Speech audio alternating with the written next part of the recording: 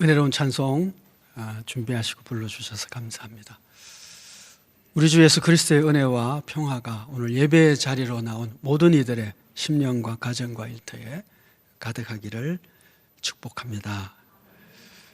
삼국지에 나오는 글인데요, 모사제인 성사제천이라고 하는 글이 있습니다. 모사, 일을 도모하거나 모색하는 것은 인간의 일이지만 성사제천, 그 일이 이루어지는 것은 하늘에 달렸다, 그런 뜻입니다. 우리가 어떤 선한 일을 가지고 열정을 품고 시작은 했지만 분명히 선한 일인데 그 일이 좌절되고 막는 일들이 생겨지고, 그래서 우리 마음이 힘들어질 때가 종종 있습니다. 분명히 하나님의 나라와 교회를 위해서 작정한 일이고 또 기도하고 힘을 다하고 헌신했는데 그 일이 자꾸 어려워져서 혹은 마음에 여러 가지 좌절시키는 일들이 생겨지고, 그렇게 해서 낙심할 때가 참 많죠. 그래서 더러는 선한 일을 하다가 좌절되었을 때 아유, 내가 다시 또 이런 일을 하나 봐라, 그런 마음을 먹기도 하지요. 근데 성경에는 착하고 성실하게 살았음에도 불구하고 억울하게 옥살이를 했던 요셉도 소개하고 있고요, 사단의 시기심으로 말미암아 험악한 질병에 고통받았던 욥도 소개하고 있고요, 무엇보다 선한 것 외에는 없었던 우리 주님의 십자가의 고난과 죽음도 소개하고 있습니다. 그래서 성경은 이렇게 말씀하죠. 너희가 선을 행할 때에 낙심하지 말라. 선한 뜻을 가지고 일할 때에 가장 중요한 것은 낙심하지 않는 것입니다. 성경에서 2번씩이나 선한 일을 행하다 낙심하지 말라, 그렇게 말씀하고 있거든요.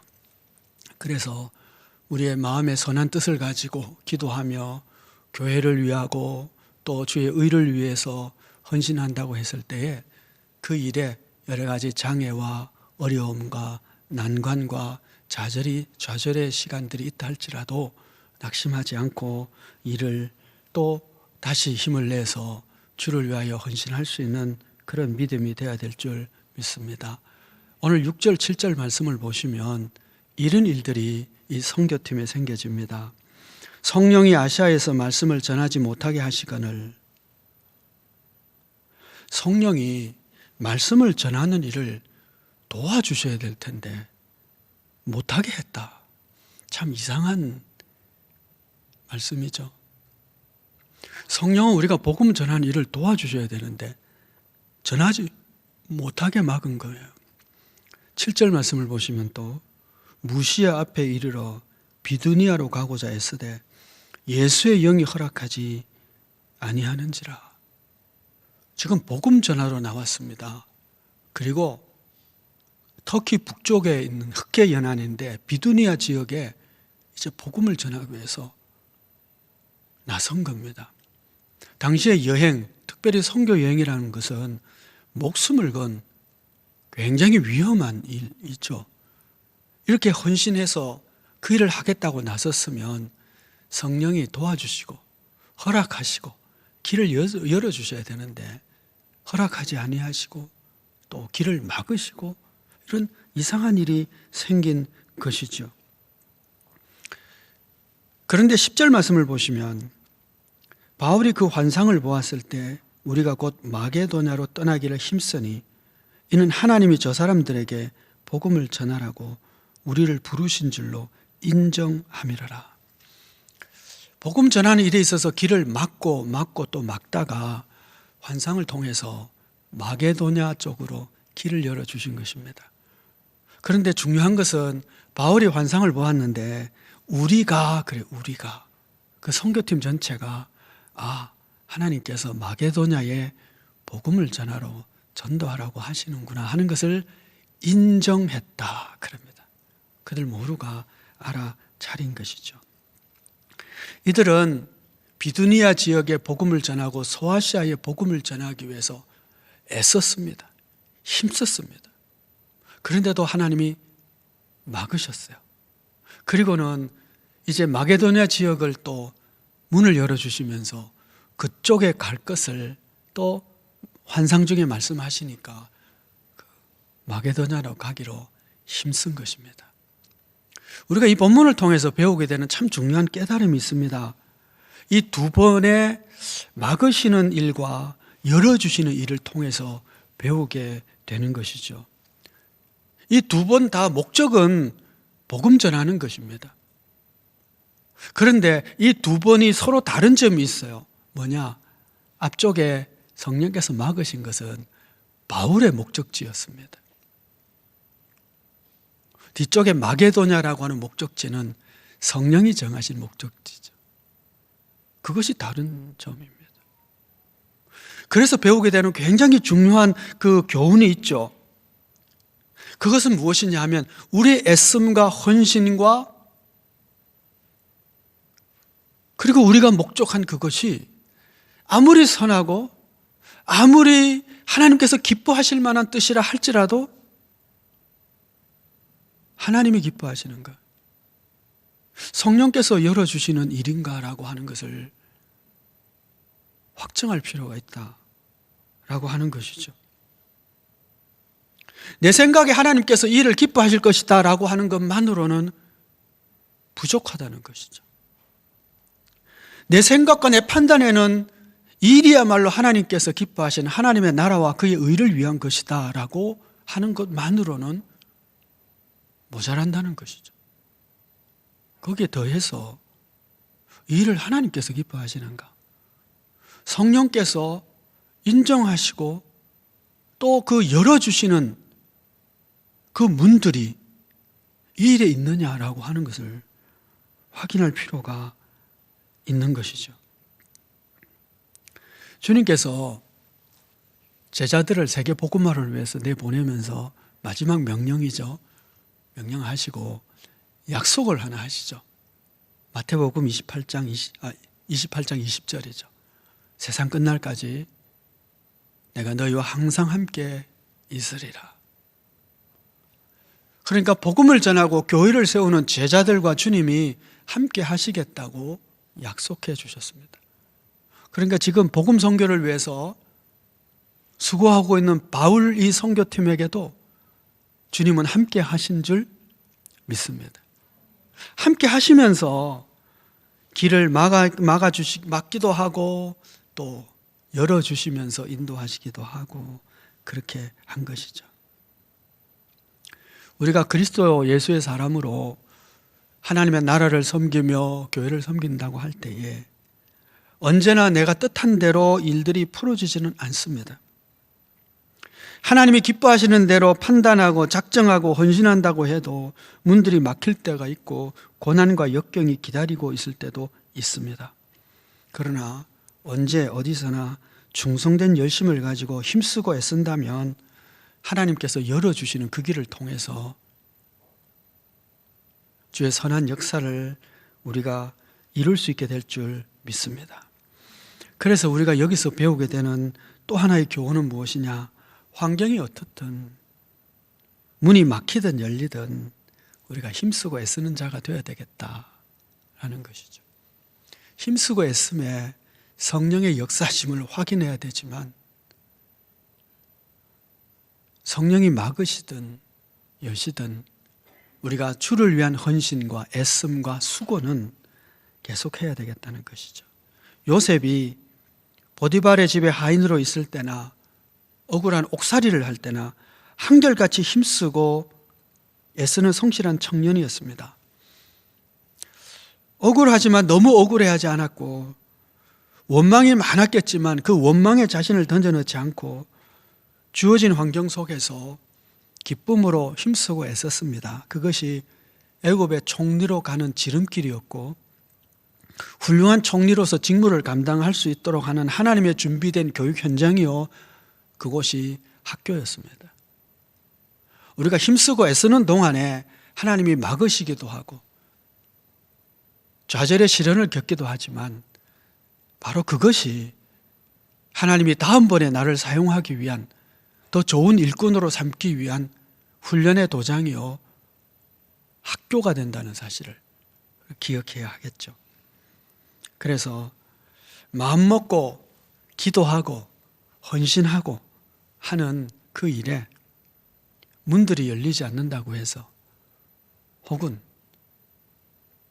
좌절하는 경험이 있다고 할지라도 낙심하지 않고 믿음 잃지 말고 여전히 힘쓴가 애씀으로 주를 섬길 수 있는 한결같은 믿음의 사람들이 우리 다 되어야 하겠습니다. 6절 말씀에 성령이 아시아에서 말씀을 전하지 못하게 하시거늘 그럽니다. 성령이 말씀을 전하지 못하게 하셨고요. 7절에서는 비두니아로 가고자 했을 때 예수의 영이 허락하지 아니하셨다. 이 바울 선교팀의 일정의 문을 닫으시는 분은 성령님이셨습니다. 그리고 또 환상을 통해서 마게도냐로 가도록 문을 열어주신 분도 성령님이셨습니다. 본질적으로 그리스도인의 삶의 성패는 성령님에게 달려 있습니다. 왜냐하면 예수님께서 3년 동안 제자를 훈련시키시고 그들을 세계 복음화를 위해서 파송을 시키면서 하신 말씀이 성령 받기 전에는 떠나지 마라 그랬거든요. 그러니까 제자들이 주님이 주신 사명을 감당하는데 예수님의 대책이 성령님이셨어요. 그래서 성령 받기 전에는 안 되는 것이죠. 오늘도 여러분 마찬가지인데요. 우리가 주의 일을 할 때에 승패는 내게 달려있는 것이 아니라 성령님과 함께 하느냐, 그게 달려있는 것이죠. 예수님의 대책이 성령님이셨기 때문에 그렇습니다. 그 성령님께서 아시아에서 전도하지 못하도록 막으신 거예요. 비두니아로 가지 못하도록 막으셨던 거죠. 어떻게 막았는지는 잘 모르겠어요. 아마 2차 선교 여행 그 지도를 이렇게 보시면은 2차 선교 여행을 가면서 더베, 루스드라, 이고니온, 안디옥 이렇게 해서요.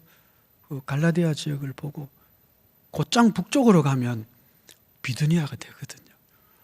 아마 그쪽 가는 길이 갑자기 뭐 산사태가 났다든지 그래서 또 옆으로 해서 가려고 했더니 그건 또 도적대가 나온다고 한다든지 모르겠어요.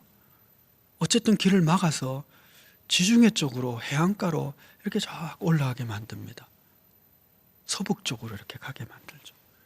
그리고는 마게도냐로 건너갈 수 있도록 해주셨죠. 어떤 방식으로 막았는지는 잘 모르겠지만 중요한 것은 뭐냐면 성령께서 막으시는구나. 성령께서 허락하지 아니하시는구나 하는 것을 알아차렸다는 거예요. 북쪽으로 가려고 하는데 예를 들어 산사태가 났다고 합시다. 산사태 때문에 안 되겠네. 이렇게 생각할 수도 있는데 성령님이 소아시아에서 이 아시아에서 복음을 전하지 못하게 하는구나. 이것이 성령님의 역사구나 하는 것을 알았다는 거죠. 어떻게 알죠? 그게 이제 오늘 질문입니다, 여러분. 그냥 산사태일 수도 있는데, 아니 그냥 도적대일 수도 있는데, 우리가 주의 일을 한다고 할 때에 그냥 환경의 어려움도 있을 수 있고 성령이 막으신 일도 있을 수 있잖아요. 그냥 막힌 건지 성령님께서 막으신 건지 어떻게 알죠? 문제는 알아야 되는데. 10절 말씀에 바울이 그 환상을 보았을 때 우리가 곧 마게도냐로 떠나기를 힘쓰니 이는 하나님이 저 사람들에게 복음을 전하라고 우리를 부르신 줄로 인정함이라. 환상을 바울이 봤습니다. 그런데 우리가 선교팀 모두가 하나님이 마게도냐의 복음을 전하라고 우리를 불렀구나라고 하는 것을 인정했다, 알아차렸다는 거예요. 한 사람이 환상을 봤는데 이 환상이 그냥 꿈이 아니고 하나님의 계시구나, 성령께서 우리에게 주신 지시다, 이렇게 인정하고 알아차린 것이죠. 작정하고 가려고 하는 길이 막힐 수도 있고요. 선한 뜻을 가지고 시작했는데 여러 가지 환경의 문제로 어려움이 생기고 하고 좌절할 수도 있어요. 우리의 부족함으로, 우리의 준비 부족으로, 혹은 우리의 연약함으로 그 일이 성사되지 못할 수도 있죠. 그런데 그것이 그래서 막힌 건지 성령께서 막으신 건지 알아야 되죠. 그렇죠?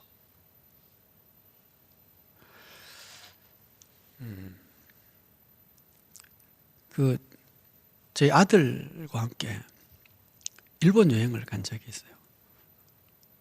근데 일본은 아마 가보시면 아시겠지만 거의 한글로 표시가 다 돼 있거든요. 그런데 없는 것도 있어요. 한글 표시가 없는데 얘가 어디로 가야 되지? 저는 당연하다, 저쪽인데? 그랬더니 이런 식으로 그걸 어떻게 알아요? 라는 식으로 보더라고요. 일본어 모르거든요. 어떻게 알아요? 저는 그것도 모르냐는 식으로 저쪽인데? 왜 그랬을까요? 한자로 표시가 되어 있으니까 한자를 모르는, 한 번도 배운 적이 없는 아들 녀석은 그게 그냥 무슨 기호처럼 보이는 거죠. 저는 그냥 읽히는데, 아니 저 단순한 한자이기 때문에 그냥 읽히는, 당연하다는 뜻이에요.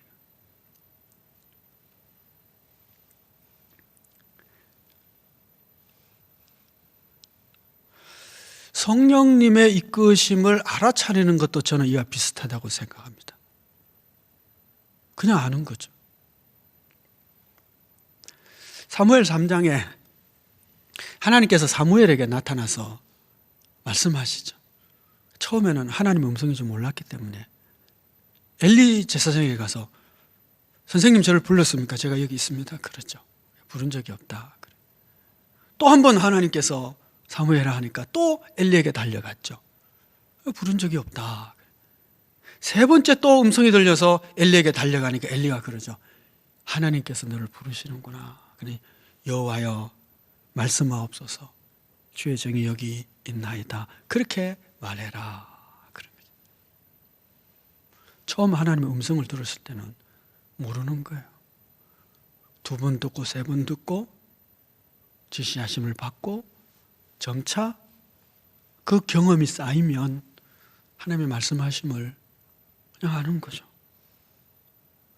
여러분, 하나님의 음성을 우리가 듣고 말씀을 우리가 깨닫고 깨달으면 점차 성령이 우리 안에서 역사하시고 하나님께서 계시하시는 말씀을 그냥 아는 데까지 자라가는 것이죠. 깨우쳐지는 것이죠. 바람이 보이지 않는데 나뭇가지가 흔들리는 걸 보면 바람이 분해하는 것처럼. 고린도후서 4장 16절에 이런 말씀이 있습니다. 그러므로 우리가 낙심하지 아니하노니 우리의 겉사람은 낡아지나 우리의 속사람은 날로 새로워지도다. 우리 겉사람은, 우리 육신은 자꾸 늙어가고 그리고 연약해져 갑니다. 전 눈이 참 좋았는데요. 40대 말 좀 되니까요. 뭐가 반찬이 흐릿하게 보이기 시작하는데 그 멸치에 눈이 안 보이더라고요. 그 보여야 되거든요. 왜 안 보이지? 눈에 힘을 주고 보는 거예요. 그러다가 차츰 포기하기 시작하죠. 나아지지 않으니까. 점차 노안이 진행되는 거죠. 전에는 운동을 열심히 하면 지금보다는 더 잘할 수 있겠다 생각을 했어요. 그런데 요즘은 열심히 하면서 지금만큼만 하면 좋겠다. 그렇게 생각이 되죠. 그 사람은 이 육신은 자꾸 늙어가게 되고 그래서 점차 포기하게 됩니다. 그런데 속 사람은 어떻다고요? 날로 새로워진다고 말씀하고 있습니다. 새로워진다는 게 무슨 뜻일까요? 우리의 죄인된 심령이 성령이 오셔서 우리 안에 거하시면서 점차 예수님 닮은 영성으로 하나님의 음성을 알아듣는 자로 자라가게 하고 깨우치고 깨어나게 만들어준다는 것이죠. 사람이 자라면 점차 자라나면서 할 수 있는 일들이 생깁니다. 어린아이가 태어나면 눈 끔뻑거리고 울고 뭐 가끔씩 웃고 그저 뭐 손가락이나 폈다 폈다 하는 이거밖에 못해요. 그러다 조금 자라면 뒤집을 줄 알게 되죠. 뒤집으면 뭐 엄마들이 난리 나죠. 와, 뒤집었다고. 그거 뭐 대단한 거예요. 사람은 뒤집을 줄 아는 게 당연한 거지. 근데 어린애가 자라니까 비로소 할 수 있는 거죠. 좀 있으면 길 줄 알고요. 좀 있으면 벽 잡고 일어설 수 있고요. 그러다 점점 걸을 줄 알아요. 사람이 두 발로 걷는 게 당연한 거 아니에요? 그걸 가지고 사람들에게 야, 걷는 법을 배워야 된다. 물론 건강하게 걷는 법은 배울 필요가 있겠죠. 그런데 그냥 걷는 거야 뭐 그냥 본성 아니에요? 인간은 그냥 두 발로 걷는 거 당연한 거죠. 그런데 그 당연한 것도 자라야 걸을 수 있는 거죠. 우리의 영이 새로워진다는 것은 성령 안에서 날마다 우리의 영이 새로워지면서 점차 주님의 인격으로 닮아가는 거예요. 전에 못하던 것을 할 수 있게요. 어떻게 해요? 죄 짓는 것이 전에는 아주 자연스러운 본성이었는데 이제는 의를 행하는 것이 본성이 되는 거죠. 전에는 화를 참으려면 새벽 기도를 한 일주일 하고 그래야 참았는데 한 10년 전에는 이제는 뭐 그 정도야. 그럴 수도 있지. 그냥 화가 안 나는 거예요. 심령이 새로워진 거죠. 전에는 어떤 일을 하려면 그냥 마음에 생각나는 대로 그냥 막 해치웠는데 요즘은 뭔가 하려고 하면 일을 하나님은 기뻐하실까? 한번 기도해보자. 그리고 기도하고 말씀 읽으면서 하나님이 이렇게 행하시기를 원하시는구나. 그것을 아는 능력이 생기는 거죠. 어떻게 알아요? 그러면 뭐라고 말해야 돼요? 그걸 일일이 답을 못해요. 그냥 아는 거지. 왜요? 내 영이 새로워지고 자랐기 때문에요. 우리 안에 임한 성령님으로 말미암아 우리가 조금씩 하나님의 사랑으로 새로워지고 주님의 마음으로 새로워지고 그래서 주님의 마음으로 가득한 심령으로 자라고 성장하면서 말미암아 성장했기 때문에 그냥 되어지는 일들이 생겨지는 것이죠. 전에는 이게 무슨 뜻인지 몰랐는데 이제는 읽으면 하나님의 마음이 이런 것이었네. 성경 말씀을 통해서 배우게 되고 살아가는 길에 있어서 이 길은 하나님이 기뻐하지 않는 거야. 굳이 성경 말씀까지 되지 않더라도 내 안에 계신 성령이 아주 움직이는 것을 점차 알게 되는 것이죠.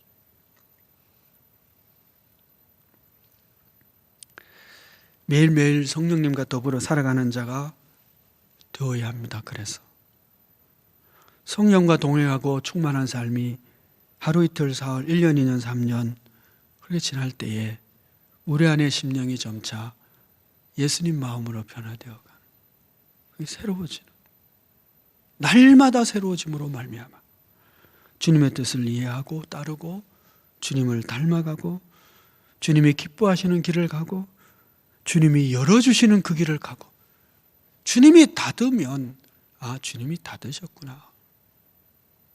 그리고 주님이 열어주시는 길을 찾아갈 수 있는 그런 우리의 영적 세계가 열리고 새로워지고 깊어지고 풍성해질 수 있게 되기를 축복합니다. 요즘 성경 읽기표를 따라서 읽으시는 분은 지금 출애굽기를 읽고 있을 겁니다. 아마 어제 본문쯤 되지 싶은데요. 출애굽기 33장에 모세가 이런 이야기를 합니다. 나와 주의 백성이 주의 목전에 은총을 입은 줄을 무엇으로 알리이까? 주께서 우리와 함께 행하심으로 나와 주의 백성을 천하 만민 중에 구별하심이 아니나이까? 모세가 산에 올라가서 하나님의 율법을 받는 동안 백성들이 산 아래에서 금송아지를 만들고 그런 일들을 만들죠. 그래서 하나님께서 이 일로 분노하시면서 아브라함의 약속이 있으니까 그 땅을 점령할 수 있도록 내가 내 사자를 먼저 보낼 테니까 너희들 가라 그럽니다. 내가 너희와 함께하면 이 백성은 목이 곧은 백성이고 늘 반항하는 인간들이 돼서 내가 그들과 함께 있으면 그들을 다 심판할지도 몰라. 그러니 나는 안 가겠다. 내 사자를 보낼 테니까 너희가 올라가라 그러죠. 그때 모세가 오늘 이 말씀을 합니다. 나와 주의 백성이 주의 목전에 은총 입은 줄을 무엇으로 알겠습니까? 주께서 우리와 함께 행하심으로 알 수 있는 것 아닙니까? 그렇게 얘기해요. 은총을 입은 표는 주님이 함께 하는 겁니다. 암에 걸렸어요. 그런데 주께 와서 눈물로 기도했더니 암이 나았어요. 은혜 받은 거죠. 형편과 처지가 참 어려웠는데 그래서 이거 어떻게 하면 좋지? 재정적인 어려움이 있었는데 옛날에 사놓았던 주식이 갑자기 100배로 뛰었다. 그래가지고 문제가 해결됐다. 그러면 와, 은혜 받았다. 이렇게 얘기하죠. 여러분, 그런 은혜는 사실 부스러기 은혜입니다. 진짜 은혜는 뭐냐? 하나님이 나와 함께 하는 것입니다. 가나안 땅을 점령하는 것이 은혜가 아니고요. 하나님이 우리와 함께 하는 것. 그게 은총인 거예요. 주님이 우리와 함께 하면서 내 길을 막기도 하고 선한 뜻을 좌절시키기도 하고 어떤 때는 문을 열어주시기도 하고 그래요. 근데 여러분, 주님이 문을 열어주셨는데 그 길을 안 가면 뭐예요? 그건 게으름이고 불충이죠. 주님이 문을 닫았는데 내가 기어이 가겠다고 애쓰면 어떻게 돼요? 그건 고집이고 교만이죠. 그런데 그것도요, 보일 때 문제지. 열어주셨는지 닫았는지 모르면 어떻게 돼요? 어떻든 문제가 발생되겠죠. 불충하든지 게으르든지 교만하든지 고집이 세든지 하나님 앞에서 이런 문제가 생기지 않겠어요? 성령의 이끄심을 우리와 함께 하시는, 함께 행하는 하나님,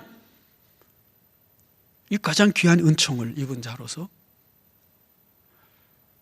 오늘도 내일도 주님의 인도하심에 따라 주님이 막으시면 막으시는 대로 감사하고 열어주시면 충성스럽게 그 길을 달려갈 수 있는, 무엇보다 성령이 함께 하시고 그 성령의 행하심과 하심을 아는 심령이 날마다 더 새로워지고 영안이 열려서 그 기뻐하신 뜻을 주님과 더불어 행할 수 있는 그런 우리 모두가 다 되어지기를 축복합니다.